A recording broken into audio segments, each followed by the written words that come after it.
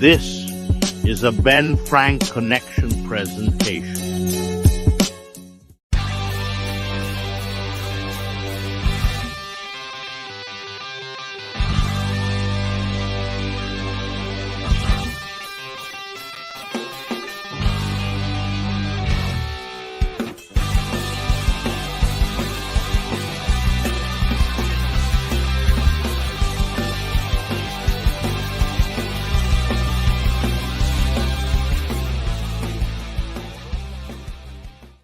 Before we get started, I just want to do a huge thank you to our top tier YouTube members, our World Champ level A, Triple Crown level Parmachezel, and our Grand Slam champs, Freak Maniac 90210 and Raz. If you want to join the YouTube members family, hit that join button, or you can do tips and donations during this live stream. Make sure you follow ABJ on all podcast platforms, whether Spotify, Apple, or subscribe here on YouTube to the ABJ Podcast channel or High Tension Wrestling. All right, let's get on with the show.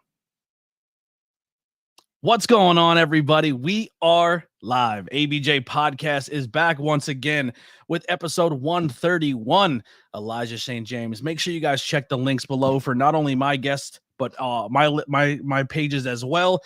Follow on all social media. Support any way you can. There's some merchandise available. If you want to grab some new merch, there's the basic merch of all of the stuff that's there all the time, and then we do a rotation of merchandise throughout the month. So the new one's available right now. There's a little Fresh Prince of Bel-Air. We got a little WCW. Dynasty just came. Dynasty might go away within a week or two, as well as the 421. So make sure you go grab those logos as soon as you can. They will be gone by the 13th. If you want to vote on some new logos, head over to our Discord where we have votes all the time for the new stuff that's coming out. We have so many different styles and logos that you can pick and choose from. We got some great content coming up as well. Another interview coming up in a couple days with Yeti, a local rapper from Monty City here, as well as a movie review with Kim Rose as we cover the movie Megan. So if you want to be a part of the podcast, whether it be interviews or movie music reviews, come hit me up and we'll have some fun discourse. Once again, also make sure you go over and subscribe to the ABJ Podcast on YouTube, as well as going live here tonight for the first time on High Tension Wrestling's YouTube page, trying to help them get their watch hours up so they can get the cool features like I do, where they can get paid off of monetization and do memberships so that wrestling promotion can continue to grow. Without further ado, let's bring in our guest here today. Got to finally meet him at New Era Pro Wrestling. I got to do my commentary debut for this debut company. He was part of a four-way. Unfortunately, he wasn't sponsored by, Louis Castellillo like me and the dude were. But I think going forward, I think sponsorships are going to be keeping an eye on him because he's very, very entertaining. And what better way to give him a platform is right here on the ABJ Podcast. So without further ado, let's bring him in, Elijah St. James. Hey, what's going on, my guy? What's going on, guys? How are you? Welcome to the podcast. We had some people back out and we talked about it on the at the show. And he's like, you're like, hey, I'd love to be on. I said, well, let's get it going. I added to the list. We had a real fun conversation. Once again, meeting me in person, being genuine, being yourself will move you up the list. Flattery gets you everywhere, Well, how'd not be me? Oh, man. So, man, how long have you been in this business of wrestling? How long you been doing this crazy thing of getting dropped on your head, right? Well, I haven't been in it like super long. I believe 2 years. I think 2022 was my first match in an ECPW show. It was a memorial show for, I think, Chad Jackson's mother, if I'm correct. And I was in a battle royal, and I'd been training for like about a month and a half. And they tossed me in there, and I was backstage with Luca Mancini, and he gave me a pep talk and told me to go out there and kill it. And ever since then, I haven't looked back, man. I've loved it. I've loved every aspect of it, and I can't wait to wrestle every time, any chance I get. You know what I mean? Luca Mancini's a real good dude. He was another one supposed to be on the podcast, but just every conflict issues, we could never get it down. But I do respect him a lot, so it's cool you're putting that name out there. A real cool dude. How long? Where are you based out of, and how did you find your first wrestling school? Well, I'm based out of Endicott, New York, and actually, believe it or not, I was in the gym, and it was Chad Jackson who he came up to me because I was doing lat pull downs, I believe, and he came up to me and he tapped me on the shoulder. He's like, "Hey, do you want to know a better way to do those?" And I was like, "Absolutely, man. I'm always trying to learn." We got to talking, and he said he was a professional wrestler, and me, at that point, I was just a fan. I hadn't even been to any of the local shows like in the area or anything. I was just watching WWE like everybody else and playing the video games. But I was in the gym training for, I didn't know what at the time. And he told me he was a professional wrestler. And I said, well, where do you wrestle out of? He's like, actually, we got a school right up at the mall. And I was like, the one right here? And JC's like, yeah. And he texted Johnny Moose and said, I got a kid that's going to come down and he wants to try out and to let Jeff know. And I went and yeah, it was a great experience. It hurt. Now, yeah, we'll get to that. But growing up, were you always an athlete? Was sports always a thing for you? You're at the gym, you're working out here. Is it something that's always been part of your life? Not always. It started in high school. It started because I wasn't always super tough, and there was an incident when I was in high school, like my freshman year, where this kid like ran me out my backpack because I was so shook. And then ever since then, I hit the gym like a madman. And I got real jacked. So when I came back the next year, everybody like started to pretend to be my friend and everything. And I was going to go beat the shit out of that kid. And apparently he ran over a girl in the parking lot because he was high on drugs and I never got the chance. But I guess, karma is more of a bitch than anything else. But it perpetuated me to like work out and get in better shape. And I like the attention I received from it. And I liked, being able to move easier and just being in better shape. Because before then, I was a complete couch potato. I'm not going to lie to you. Yeah. Now, were you like a little chubbier, or have you always had like the same frame? I was skinny and I had a little bit of a gut, so I looked like not grand at all. So definitely molded into something respectable these days. And interesting. And I believe anybody can do it because I looked absolutely awful, and I got here, so I believe everybody can do that. So without having much of like sports background or like, because I feel like when you grow up and you're on like basketball team or football and you go through those 2-a-days or 3-a-days, like that's an experience that you have no idea what you're going through until you do it. Or like they essentially try to break you, they try to destroy you, and I think learning that at a younger age is important for character, like especially if you're growing up playing sports. So not experiencing that and then kind of going from just gym to wrestling school, how was that transition? I mean, I did try out for all the sports teams. I just wasn't good at them. Believe it or not, I don't know why. I've never been very athletically inclined.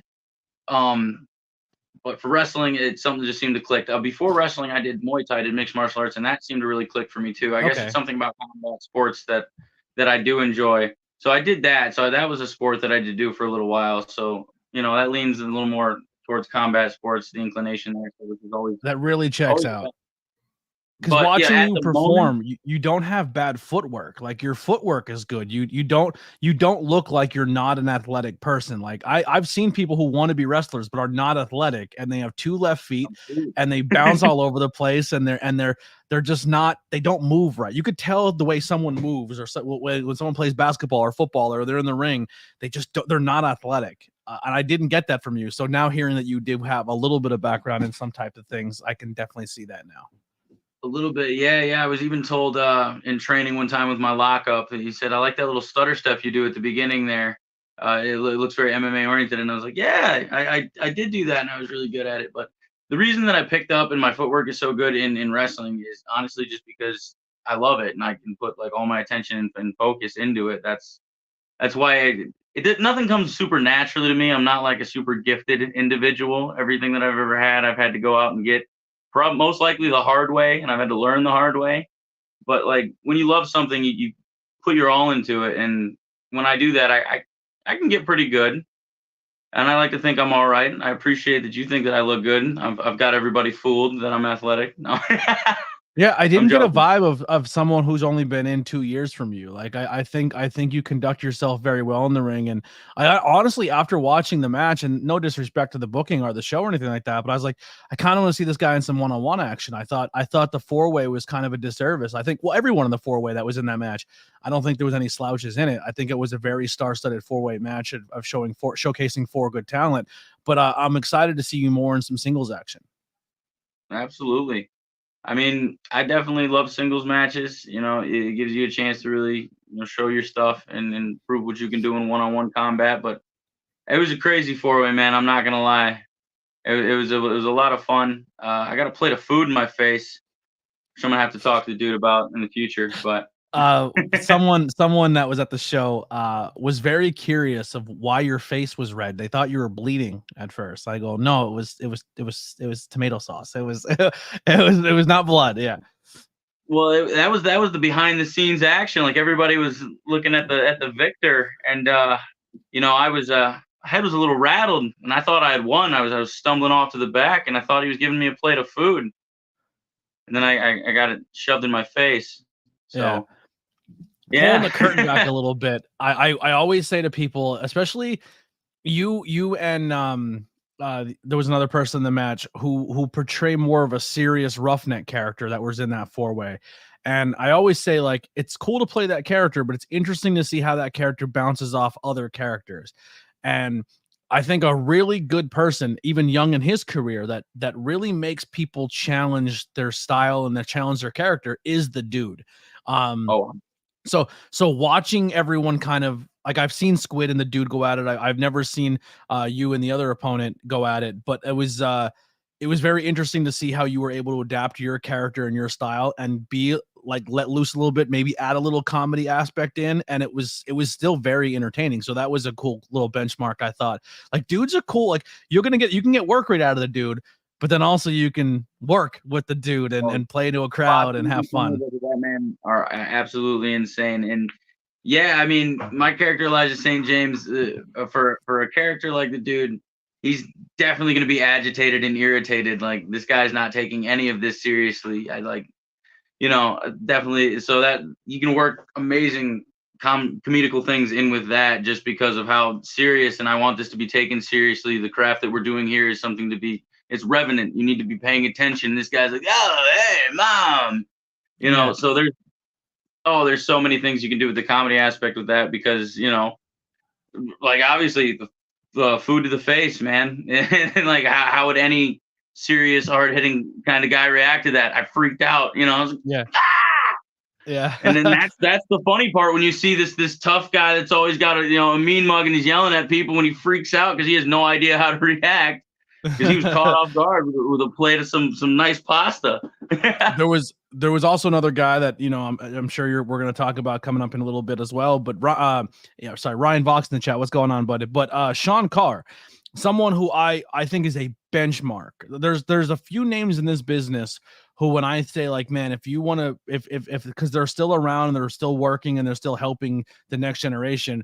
The two big names for me is Deshaun Pratt at CZW. If you want to go train, he keeps telling me to say it on the podcast. No charge to go to the CZW dojo. Pay and sweat. That's all he wants. Come work hard. Deshaun Pratt's been around a long time, a really good guy to train and work with. And Sean Carr is that guy as well. Just been around forever, super knowledgeable. He's going to be real with you. He's going to be tough with you, but also a genuine sweetheart of a human being. And hearing him react to the talent and talk about the talent and, like, saying about the dude, like, bro, the dude's going to be around for 20, like, he could do this for a long time because of that character. And he's going to be like the ooh la la, the next generation ooh la la. Like, the guy doesn't have to go out and kill himself, and he can still work and get a crowd over. So that was really cool to have Sean in the locker room. But going to your first school, and your first year, that first couple hell days where you go through everything. What was it like being a fan and then entering in the world of professional wrestling and physically being in there and learning it? Well, it was surreal at first. Obviously, the first day I showed up, I just showed up. I didn't know what to expect. I had my jeans on and a t-shirt, and I rolled into the ring. Jeff Green, I was like, all right, I'm gonna give you the rundown. He's like, I'm gonna show you how to bump, and then I'm gonna run you through the drills and whatnot.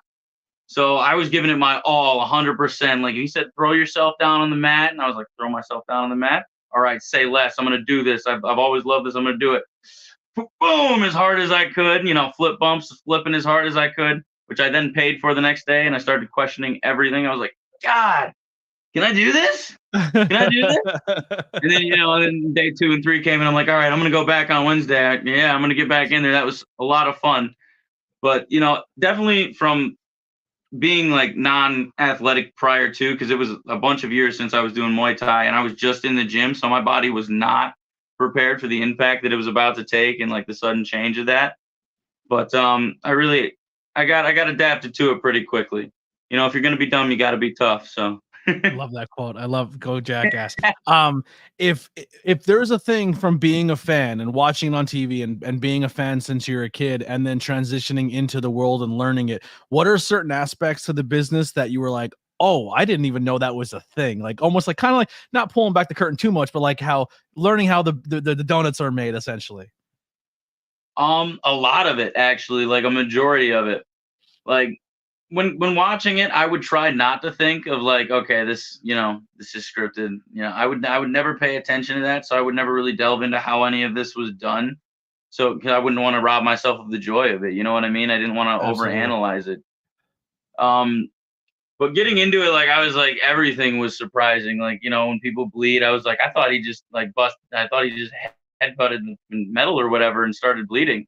That is a way you can do it, but that's called the hard way, and we don't try to do that. Yeah, that sucks. But there was a everything came as a big surprise to me. I was like a kid in a candy store, like, oh, ooh, okay, cool, like all over the place. Now Sean Carr was there coming to in, teach me. yeah. Now coming in, who are some of the people that you really crafted yourself to, looked up to, and helped you along in that or in those early stages? Jeff Greeno, right off the rip, because he was my original trainer. God rest his soul. Before he passed, he did amazing work with me. And then after that, Pat Sawyer. I want to say Pat Sawyer. He came down to the gym like all the time and put in a lot of work with all the students and taught me a lot of the moves that I know. And he's like, anything anybody wants to know, ask me, and I'm gonna do my best. And he said, I'm not a trainer, but I'm trying, and I appreciated that because obviously unforeseen circumstances of a man moved on for all of us, and I appreciated that. And he was really there to help mold me a lot. Now you said 2002 100%. you started, so 2022, 2023.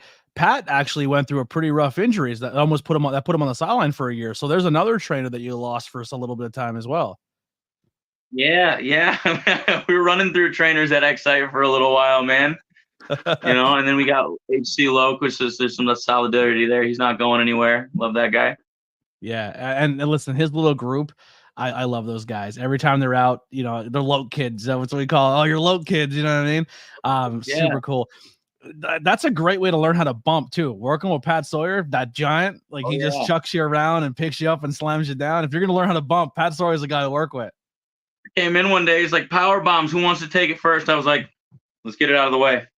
Let's get it out of the way. We're gonna start off strong. Let's go. First time I seen him, I was like, what the hell? That guy is a monster. It's humongous. Yeah, he's a big dude. That's a bucket list guy. Well, I have to reach out to Pat. When he had me up there, right? Like when he got me up there, I was like, all right, I'm gonna take this. And I was looking down to the outside of the ring. So it seemed like I was way higher up than I was. So I was looking down at the outside of the ring and I was like, oh God. He's close to 7 foot, right?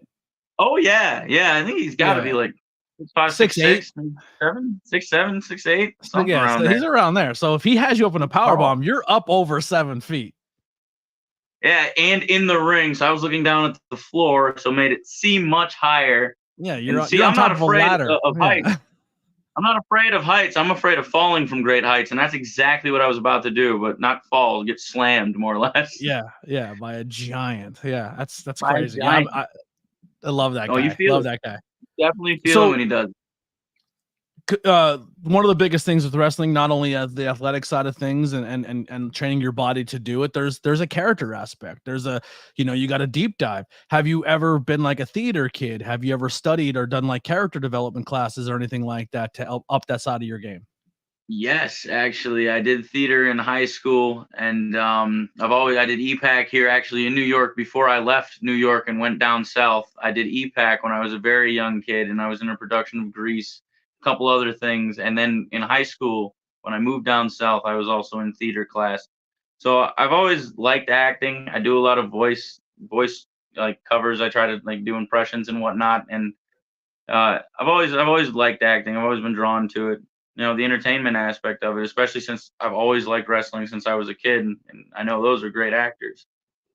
Mm-hmm. No, That's a great. I think more the younger generation is really starting to like. Okay, not only do I have to go to the gym, not only do I have to go to wrestling school, but I should probably take an acting class. I should probably learn character development. I should probably enter that world and get into local theater to up my game to figure out how to do things. Like a really good character person is someone who thinks of their character, but thinks, how would my character react to this situation? How would this character live like this? What does this character eat? What does this character drink?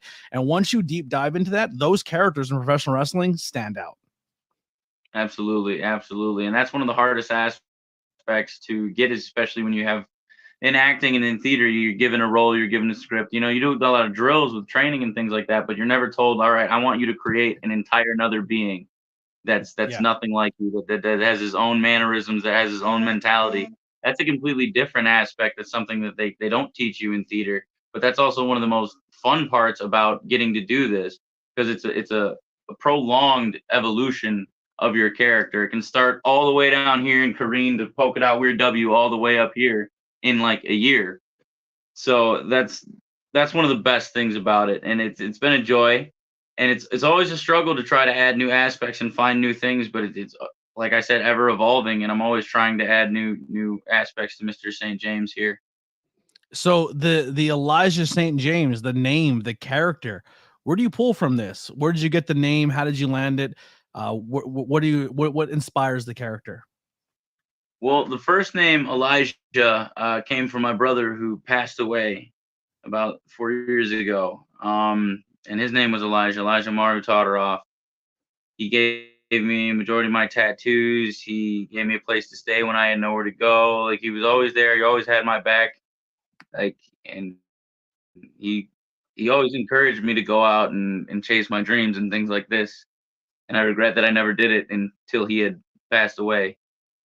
He would have been so happy to see me out here doing any of this, man. So I thought, you know, if I'm going to have to pick a wrestling name, I got a pretty cool regular shoot name, but I was like, I got to pick a wrestling name, and I know exactly what I'm going to pick. And it was Elijah's Elijah. a great name. It's a good name. And not a lot of people rock with it. Like, there's not many wrestlers I can pinpoint that use the name Elijah. I can think of like two in the history of wrestling. That's because I'm kind of learning Elijah Burke, and then obviously Eli Drake. Other than that, I can't really think of any other Elijah wrestling. Not off the top of my head. I think Elias. Insult anybody out there named Elijah. Yeah, I think Elias in WWE now goes by Elijah on the independent scene. I could be wrong. I support it 100%. Yeah, I support it 100%. So the St. James aspect, is there anything to that? Well, after I got Elijah down, I was like, all right, I gotta think of something that sounds cool with Elijah.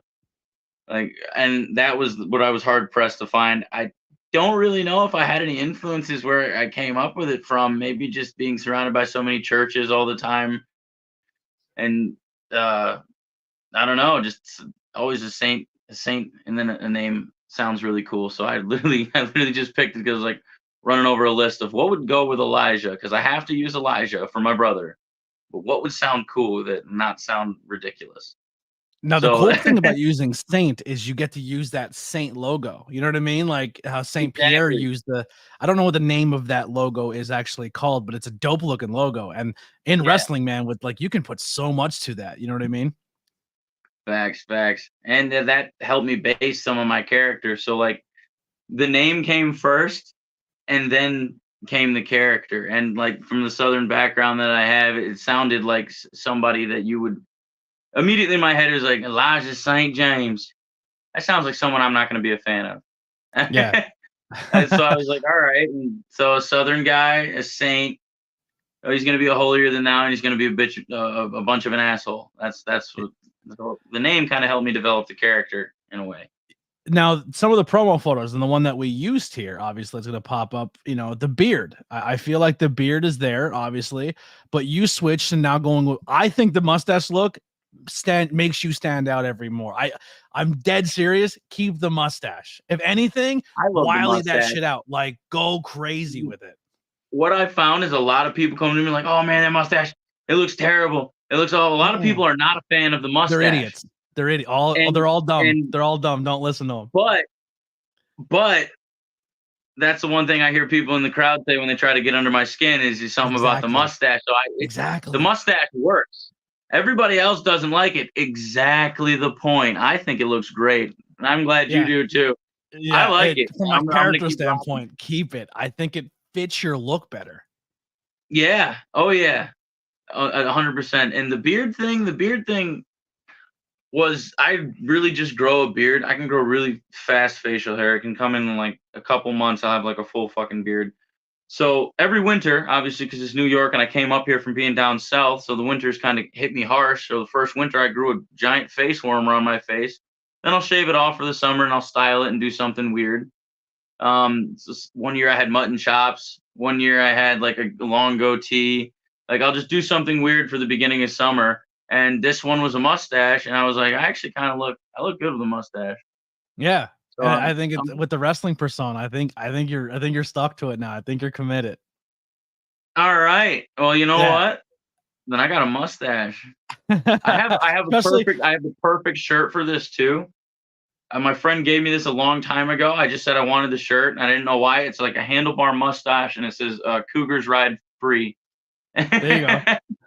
I wear that to the bar. Especially I if you do the homework I gave you about the movie to watch, that I think if you pull more of your character off this character, I think you're gonna find another level to this Elijah St. James that I don't think you realize, because your shoot job, and I think there's some aspects to that. And what better way to be a great character that stands out is kind of adding elements to it that turn you up to 11. You know what I'm saying?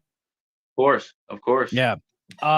So in your wrestling career, you go through your. I'm sorry, what's that? What was the movie again? I gotta actually write it down. Gangs of New York. Gangs of New York. That's what I thought it was. Okay, Gangs of New York. Yes. I did remember. And the people in the chat who have seen Gangs of New York is now in their brain thinking of who I'm talking about, and they're probably like, "Holy shit, roll with that." So if you're in the chat, say it. Yeah. If you're in the chat and you agree, just give me a yes or or no if you disagree. But if you disagree, you're wrong. Yeah. So starting from the training aspect to getting into your first match, how long did it take? And what was your first match jitters like? Well, I was training for about a month before I had my first match, because I had traveled out with a bunch of the other guys to an ECPW show that was a memorial show, I think, for Chad Jackson's mother, actually. And I'd only been training for a month, and there was a battle royal, and they asked me if I wanted to be in it. I didn't have any gear. I didn't have anything. So Seth Singleton gave me a pair of like some old tights that he had, and like some knee pads and some shoes.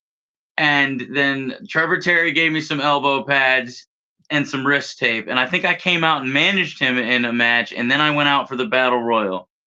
And obviously I was only a month in. So I was like, what do I do? Do we not know what we do? And they're like, no, just trust me. We're going to go out there. We're going to have a good time.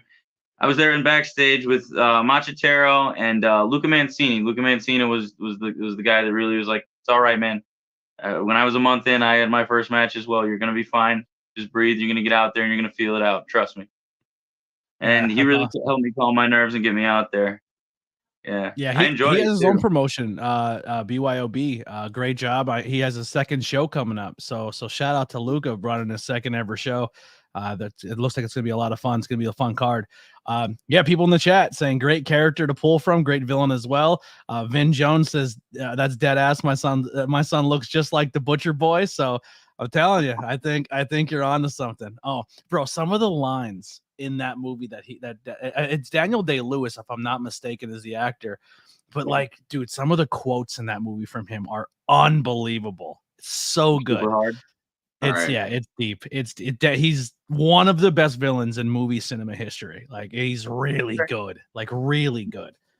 Make me feel worse that I haven't seen him before. It's not a very like sought after movie. So the premise is we'll go off on a side tangent here. ADHD kicked in. The premise is essentially it's like the beginning stages of New York City, right? And it's very segregated, right? Like everyone's segregated. It's not just segregated by your skin color. Like the Irish have their own section, the Polish have their own section, and they all have their own grocery stores, own fire departments, and the Irish are very treated like the Irish are shit in this movie. Like they're not treated very well. And essentially it starts leading to all these different nationalities kind of coming together as gangs, and they just have this big war in the middle of New York City, and it's bonkers, but it's based on some historical accuracy when it comes to like how the early days of New York City were. And this character, the Butcher, is unbelievable. Like, it's a great movie. It's fantastic. Leonardo DiCaprio, Daniel Day-Lewis. I mean, DiCaprio's in it? Yeah, it's a monster movie. Like the actors go on and on and on and on. You can't. It's unbelievable. All right. I'm definitely gonna check it out now. Yeah, I have no choice. If you pull from that character, I think you're gonna take your persona to the next level. So what are some matches in your career that really stand out for you, and why?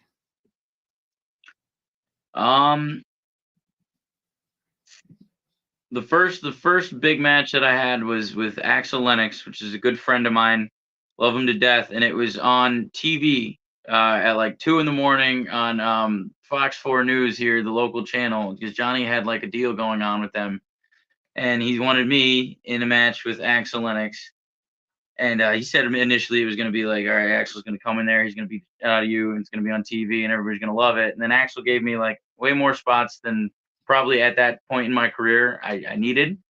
And I got some moves on TV, and then, you know, me and my friends stayed up till 2 a.m. Actually, just commented on here, we stayed up till like 2 a.m. to watch it. And that was like a big moment for me, just because I was just swelling with pride. It was a big match because Axel Lennox is a vet, and a seasoned vet, and I love him to death. And it was just all around, was just a big moment for me, and I was like, this is awesome. That was one I really did enjoy. Okay. Now, when going into that, what you said, you weren't expecting to get much offense, much things. Yeah. What exactly was it changed? You know, without people knowing, like how did that go about? How did that go? Like when you guys were in the back talking about it, did you guys have free roam to do what you want, or was it like they said, hey, go do this, and then he was like, no, I'm going to give you a little bit more? Yeah, that's exactly what happened. Johnny was like, this is what I want to happen. And he came up to me and he's like, yeah, but that's going to look terrible. I want you to do a couple things. You know what I mean? We're going to make it look good. We're going to, yeah. And I was really appreciative for that. I was just like, all right, I'm going to go out there. We're going to Shawn Michaels Supercell Sunday. You know, I'm happy to fucking be here. And he was like, no, I'm going to give you some things. This is going to look good for both of us. And that's like an admirable trait, especially in this business. Cause you know, there's some people that won't do that. You know what I mean? Yeah. Just be like, no, oh, I get to be the superstar. All right. I'll take it. Who are some wrestlers growing up that that inspired you, or that you pull from when it comes to what you do in the ring, or character wise? Well, like I said, like in freshman year, I was not super tough at all. And I was very unconfident, unsure of myself. And very reserved and introverted. And, you know, I was a big fan of professional wrestling. So I literally stole my confidence from both The Miz and Dolph Ziggler, and like an early young Cody Rhodes, and like Ted DiBiase, like not even like the higher up on the card, Mr. Kennedy, one of my favorites, guys like that. Like that's where I learned confidence, which isn't confidence. It's 100% arrogance. And that's where I kind of like developed my actual personality for like trying to get out of my shell, was I stole from that. And then I learned like, okay, maybe these guys aren't like the greatest example of how to be, you know, more confident. Maybe I can, you know, develop that into something. But like a lot of those guys were like, they gave me a basis. Shawn was everything I wanted to be as a kid, but could never do it. Michaels, yeah. That was my era. I dated myself, right? Yeah, I probably dated myself too. I guarantee I did, actually. Yeah. Yeah, absolutely. Yeah, I'm like, oh boy, yeah. Sorry, Jake the Snake Roberts. I love him too. His promo style, I love, and I steal from that as well. Okay, I can go back. All right. Jake is still the only wrestler that I met that I legit got starstruck seeing. Like, like a fangirl. Like I couldn't stop staring at him. Like I was like Charlie and Always Sunny, like looking across the bar. Like I couldn't. I was like, oh my god. Now, are you booked for the next New Era show? Actually, I'm going to a different show for the next one. I'm going to try a different promotion. Actually, One Up Pro Wrestling called me and they contacted me. A good friend of mine, Father Derek, he reached out to me. And he wanted me to miss the Steamtown Mall. I'm an Office fan. I'm marking out. I'm trying to jump around. I want to experience every company and just get out there and, you know, try new places. Is there anyone on the scene that you've been watching or seeing their stuff or on social media or even in promotions that you've been at and seen them work that you're like, man, I would love to get in there and do an angle or a match or a storyline with? Oh yeah, there's so many, man. There's so many. You want me to pick one? Yeah. Give me, you can more than one. Give me a couple. I love this. This is how I learn about new people, or I get excited because I know who they are, and then I'm like, ooh, that would be fun. All right. Trust me, another thing too, a lot of people listen to this, and if you start saying things, they tend to happen after they've been said on this podcast. I'm just saying. I'm just putting it out there. All right. First and foremost, another young up-and-comer, Thomas TK Kennedy. I love him. I want to wrestle him 100%. I feel like our styles go really good together, and I'd love to have a bang with him. Trevor Terry, I've wrestled him once before, but I think he's an amazing young up-and-comer at any time. Siren Rain. Ooh. I would like to, because before I cut my hair, everybody was like, "Oh, hey, you did great out there tonight." And I was like, I haven't even been here yet. I guess we kind of look similar. Or you something and like would be actually would be a good tag team. I agree completely. But someone made a post like not too long ago, and they were like, "Edge of Hope, amazing job," and they tagged me, and I was like, "Yo, love those guys, man," but I wasn't there. So Kieran Rain, I want to wrestle him. Mike Skyros, I don't know how that man's not signed yet. I definitely want to get in there with him. We are on the High Tension Network channel right now, where he is the defending reigning champion. I'm just saying. Yeah, I know. That one would get my nerves shaken if I actually got that one. I may have talked myself into an early grave, but I would be more than happy to. I definitely want to wrestle him. He's phenomenal, and he's going to be going up there soon. Pat, I want to have an actual match with Pat, my trainer, of course, a man that helped me out a lot. I want to get in there with him. All right, who else we got? Sean, if I could ever get Sean Carr, obviously. That's a big help. That's everybody's one, right? career. Yeah. Of course, I'm going to name the big ones. You got to throw them. You got to throw those guys in there. And Jay Flyer, I want to wrestle Jay Flyer 100%. I love that guy. Okay, another good guy. I like Jay Flyer a lot. There's some fun names.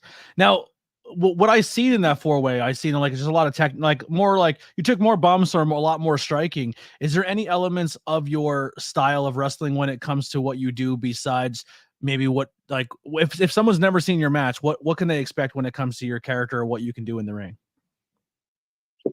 A lot of strong style.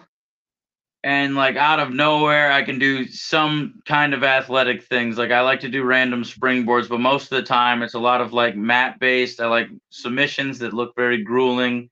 I like strikes. Obviously, I like strikes.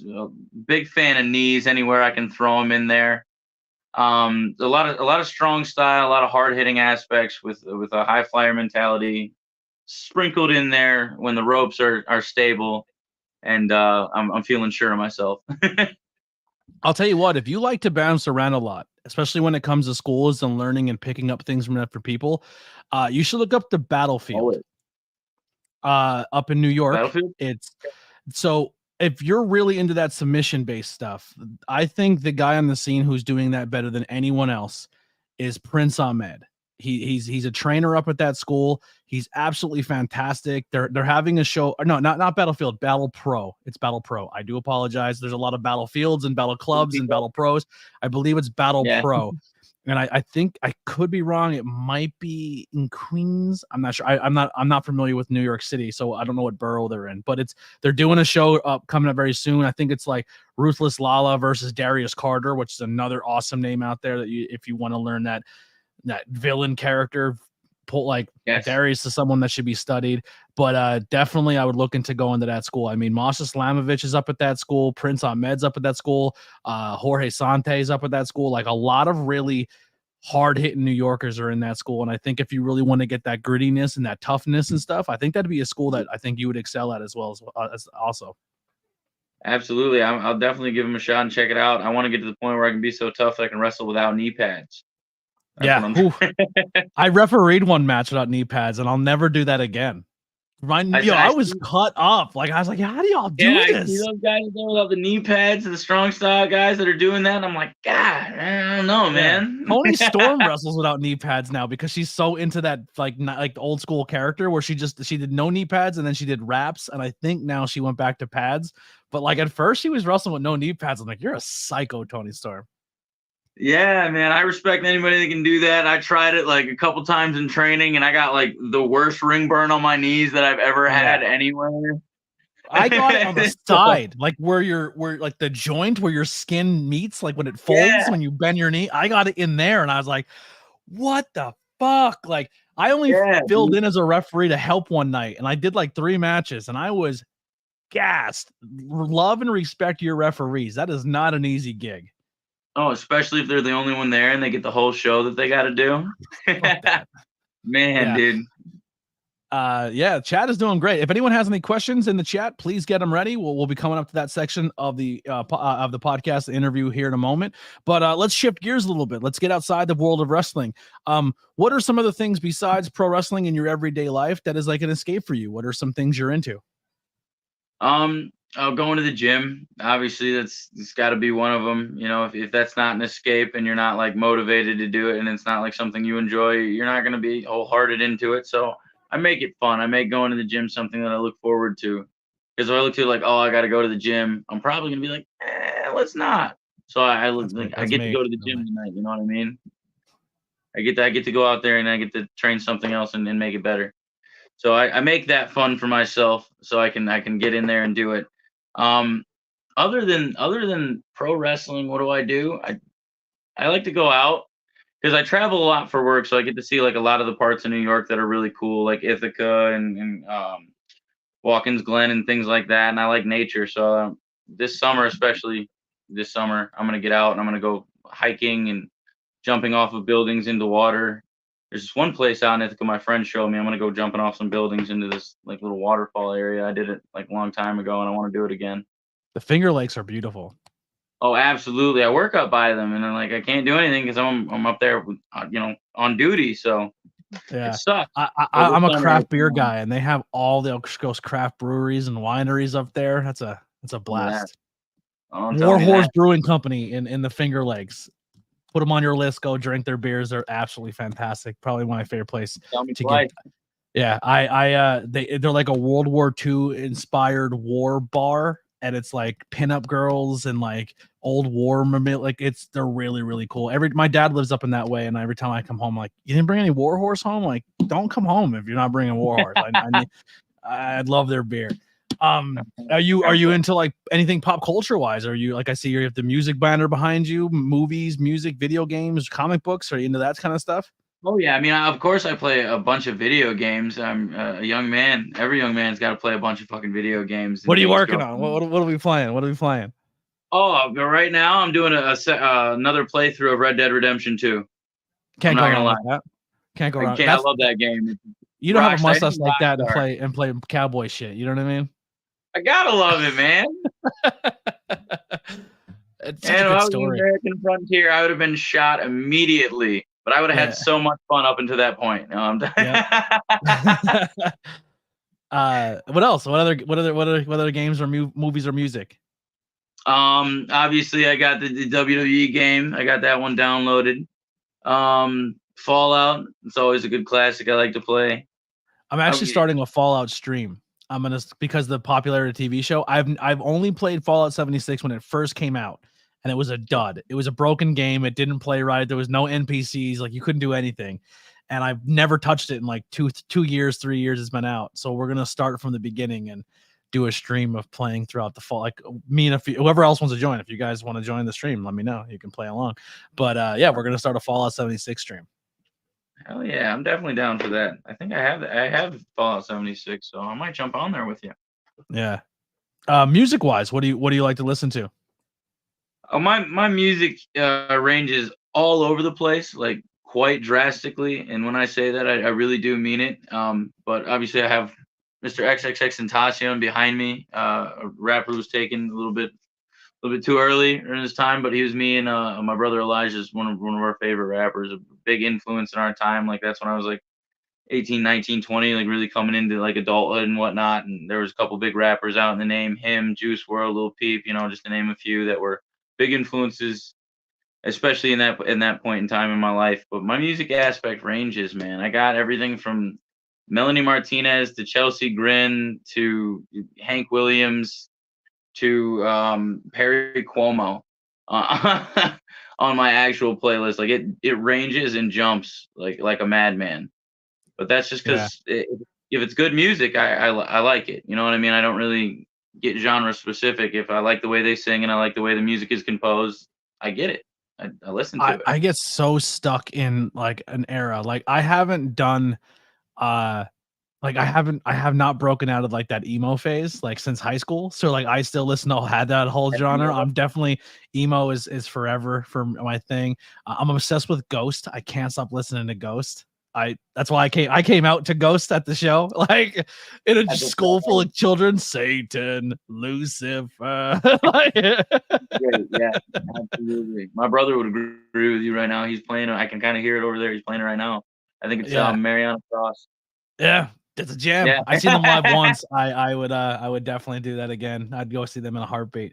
All right, let's get into some of the questions. We do got some here. Thank you guys for participating in that. Lily says, what is your biggest motivation when things get tough? When things get tough, my biggest motivation. After I, fall apart and have a mental breakdown, my biggest motivation, man, is my brother. After he passed, is I really get to see that not everybody gets a chance to do this, and by do this I mean live to a decent age, to live, to get to chase your dreams, to get opportunities, to get to speak again, to get to move again, to get to do anything. Like when times get tough, I'm like, it could be worse. I could not be here. You know what I mean? Yeah. Older brother or younger brother? Younger, not by too much. Not by too much. Okay. You speak of him as the only reason I asked that was the vibe I was getting, the way you speak of him was definitely a big brother vibe. Oh yeah, he's a big brother. He's way more well put together up top than I ever was. Yeah, you speak of him as like you looked up to him a lot, and I was getting big brother vibes. Yeah, 100%. I looked up to him, man. He taught me a lot of things. Like when I was really young, I was a hothead. I was mad aggressive. I was mad rude, and like I was like, all right, I'm gonna bark at everybody and leave me alone. I'm gonna stay in my room. Don't talk to me. I don't like you. And like I didn't like people, and he broke me out of that shell 100%. And he taught me compassion. He taught me kindness. He taught me genuinity. He taught me like what I was portraying. He's like, that's not you, and I know that's not you. So why are you doing that? I was like, I don't know, So he taught me a lot. I look up to him 100%, man. He taught me how to be a man, a better one than I was, And you said he did a lot of your tattoos. So I'm looking here again, and I see this sai, right? It's a longer bladed sai, but for the most part, I would say it's a sai. If I'm wrong, correct me. That one actually wasn't done by him. That was done by a guy named Steve Sai at Sacred Skin Inc. That one, everybody hits me with the Brock Lesnar from Wish. They always hit me with that, but that actually wasn't inspired from Brock Lesnar. The placement may have been a little bit because I liked it in stabbing into the throat aspect, but the blade is actually based off of my shoot name, which is Elric. And there's a book series called Elric of Melnibone, which is sort of like this cynical leader of like these older warrior people who are mean and nasty, and he tries to break away from that and be kind, but he's faced with a bunch of adversities and doesn't do a good job at being the nice guy. So I always thought and he's addicted to drugs. That's how he stays alive. Things among that nature. And I was like, oh wow, good pick. You know what I mean? For a name. So I always felt like that was kind of like, I don't want that to be my story, but it's my name. So I see a sai and I immediately go to pop culture. I immediately go to my childhood. I immediately go to the Ninja Turtles of 100%. And you definitely give off Raphael vibes. You're definitely Raphael. I'll take it, bro. Yes, yeah. I appreciate that. I appreciate that one a lot, actually. It's funny because the way you describe your brother gives Leo vibes, and then you give Raph vibes, and then you have a big sigh on your chest. I was like, I love this. Like, I will take that 100% with the Ninja Turtles. That was an accurate placement for both me and Elijah. That was good. Now, other tattoos that you have, what are some of your favorites, and why did you get them? The Tree of Life. The Tree of Life right here. I like that one. It's the Tree of Life that X had, and my brother got it too. I'm gonna tell you the funny one. The one that everybody talks about is obviously the giant spider on my neck. Yes. And that one's from Hunter x Hunter. It's from an anime that's one of my favorite animes because it just lost me in went on. anime. I'm still getting into anime. I'm terrible at them. I just started my first anime. I'm proud to say I'm officially 2 episodes in. What is it? What is it? You got to tell me. Demon Slayer. That's a good one. That's a good one. Right, I'm 2 episodes in. I've lasted an episode and a half longer than any other anime I've ever tried. What other ones have you tried? I have to know. Dragon Ball, couldn't do it. Okay. You know what it comes down to? I'm sure this is a rewash. Everyone's probably sick of hearing me say it, but like I have a hard time with like the style and the voice acting and just like the culture of it. Like it's not my culture. It's not something I can like adapt to. Like the inner dialogue, outer dialogue happening all the time. Everyone's always crying. I can't. You know what I mean? Stop crying. Why is everyone crying all the time? Like. And Attack on Titan is the other. I seen an episode of My Hero Academia with a bunch of people in the room, and everyone was crying, and they're crying, and the show's crying. I was like, I'm out. I'm out of here. Yeah. If you want like a lighthearted anime that doesn't take itself super seriously, always I'll take all the recommendations. One Piece. That one I've it's a long one, and actually Lunik, he's a wrestler. He recommended that one to me. And I just came off of watching Naruto all the way through for the first time ever, and that one takes itself very seriously. And then he's like, "Oh man, now you gotta watch One Piece." And I was like, "Okay, all right, let me get ready for this." You know, I was about to get emotionally ready, and then there's this stretchy guy just beating everybody's ass and making me laugh, and I was like, "This is fucking great." Yeah, and it's got a good story behind it too. So I was like, "All right, I need a good lighthearted anime." You know what I mean? There's one anime that everyone's telling me with a suit of armor. Like, there's a guy named Elric in that too, I believe. It's Full Metal Alchemist. Yeah. That one everyone talks about too. Oh, Death Note is another one people tell me about all the time. Death Note, I've seen Death Note. That's a good one. Yeah, I seen the movie and I loved it, and I told people that, and they get mad at me for liking the movie. I'm like, you're not gonna give me William Dafoe as a demon and me not like it. You know what I mean? Like, I'm not gonna get William Dafoe as a voice actor and hate this thing. You know what I mean? Yeah. I get it. Listen, I read comic books. I love The Walking Dead as a comic book. TV show can suck a nut. I thought the TV show was terrible. Fair. So I get it. I get when anime and real world movies collide and one don't like the other one because they're attached more to the original piece. So I vibe with that. That's a fact. Matter of opinion. Yeah. Thing. So another one here. It says Elijah mentioned doing impressions earlier. Does he do any Red Dead Redemption impressions? I feel like this is inside information here. All right, I can try a little bit of John Marston. What part in your plan covers feeding the man to the alligators, Dutch? I don't make me even try an Arthur one. Out of the damn worry. He just grumbles everything. Yeah. Mostly I just do a bunch of accents. I like accents. Yeah. My go-to is every time I do my watch-alongs, I always end up doing like 3 minutes of Jake the Snake Roberts. I do. It's not good, but in my brain, it's amazing. But yeah, the one so there's got to be the Macho Man. So there's a Macho Man, and then there's like being good at Macho Man. That one comedian is amazing at Macho Man. I forget his name. I just watched him on TikTok. He's so good with it. Like, I don't know. What's his name's a good impersonation too. Karrion Kross does really good impersonations. Did you ever hear him do Jesse Ventura? I haven't, but I'm definitely gonna look that up because that's awesome. It's amazing. Yeah, I got to hang out with him for a day at an autograph signing, and he did the impersonation there, and I was like, holy shit, dude. And he's like, yeah, that's like kind of like my secret talent. And then he did it with Chris Van Vliet, and I was like, bro, he's one of the most charismatic human beings I've ever met. Like, they're not doing him justice on WWE. You could argue that about a lot of people, but I've always liked Karrion Kross too, especially his NXT huge run. fan. Huge fan. I love the gimmick. I love everything about it. So yeah, I agree. They need to be doing more with him, but they also need to be doing more with a lot of people.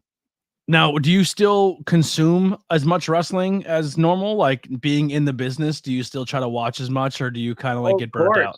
Now instead of me calling it, I got to watch wrestling, I got to study tape. You know what I mean? So now, yeah, tape study.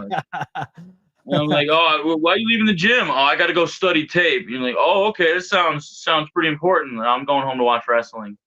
Yeah. What do you prefer right now? Are you like, what promotion do you watch the most of? Oh, I watch AEW, I watch WWE, I watch some New Japan if Lunik recommends a good match for me to see. I watch wrestling, man. I watch wrestling. Appreciate the subscribe, Will the Gray. Thank you so much. I'm not sure. Oh, it's a YouTube subscribe. That's what I need. We need those YouTube subscribers. You can also join if you guys want. It's $1. Help the boy out. You get cool emotes. But yeah, do you prefer a brand over? Like, I like everything, but like if I had to really say like what brand I look forward to the most, I prefer AEW only because it seems like an independent feel with a budget. You know what I mean?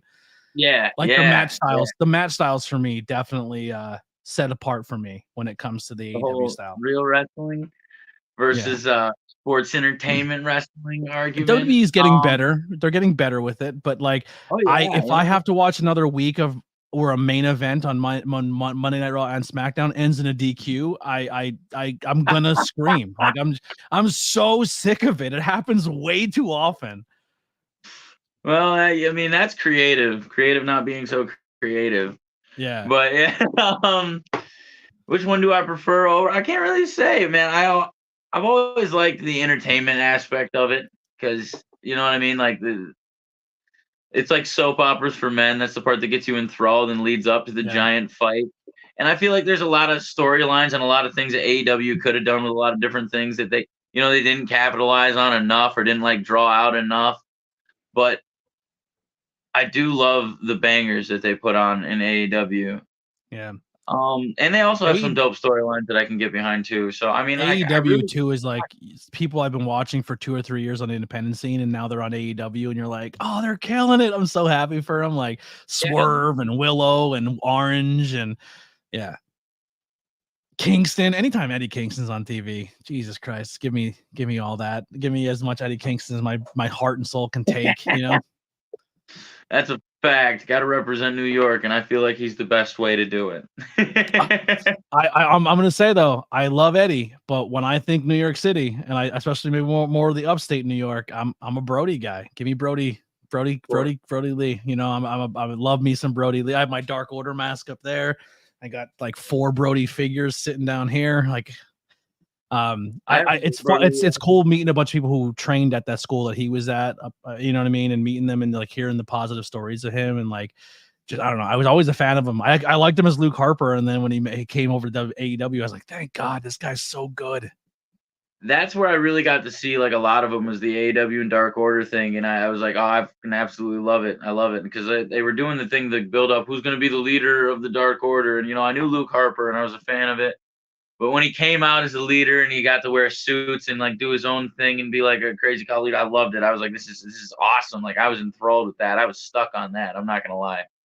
Yeah. $4.99 super chat. Thank you so much. Tantalizing Tony says, I got my interview style from ABJ. Thank you. I got my live stream from skills from Tantalizing Tony. So it was a trade-off. Here's a good question. Brother, here's a question for you. Where do you see yourself further in the future? Our basic couple goals. Further in the future, wrestling 3 times a month, as many places as I can, as many promotions as I can. 3 times a month. Come on, you can pull Fridays and Saturdays. Let's go. Exactly, dude. That's what I want. That's what I want. Special players. as much as I can get out there and wrestle, like I just enjoy it. Like if I'm not wrestling, what am I doing? I'm just sitting here playing Red Dead or Dead. I can do that, man. You know what I mean? So I want to get out there as much as I possibly can. I love wrestling. I want to wrestle and possibly maybe give me a little bit of championship gold. That's got to be the goal of every wrestler. Gotta be. Yeah, absolutely. So where can people, if people want to book you or get you on their shows, where can people reach out to you? Where can they find you? Where can they support you? Oh, you can find me at Elijah St. James on Instagram, Elijah St. James on Facebook. Same with the Snapchat. I got all my content out there. You can message me there. Fans can, anybody can. I'm really easy to talk to, and I'm normally available. Awesome. Well, listen, thank you so much for your time. Anything that we didn't cover that you wanted to get out there? No, I feel like we had a good conversation. Mustache I appreciate you filling in last minute. This month has been the absolute worst luck for me. I think every interview this month, someone like life has come up and people had to reschedule or rechange. We're getting everyone who was supposed to be on will be back on in the future. There's nothing crazy going on. It's just, life gets in the way, and sometimes a podcast takes a back seat, which 100% I totally agree. But I appreciate you coming on last minute. I appreciate finally meeting you and seeing you in action. I hope we cross paths more in the future. Hope more places reach out and book us both. You know what I mean? I do commentary. Bring me out. You know what I mean? Have him wrestle, commentate. It'll be a blast. Or next time I see you, we got to record a 5 question with ABJ.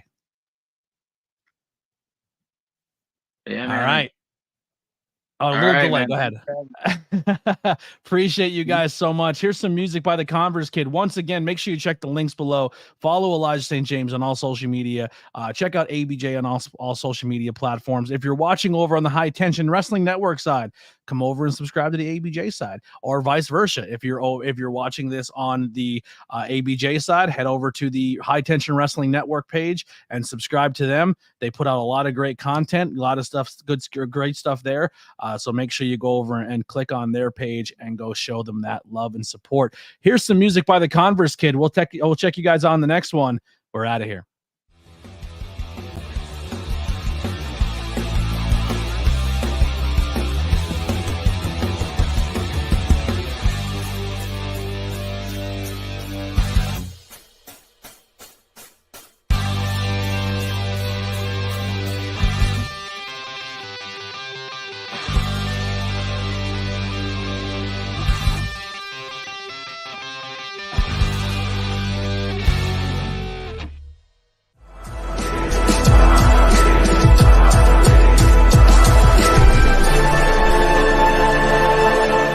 Thanks for watching this presentation.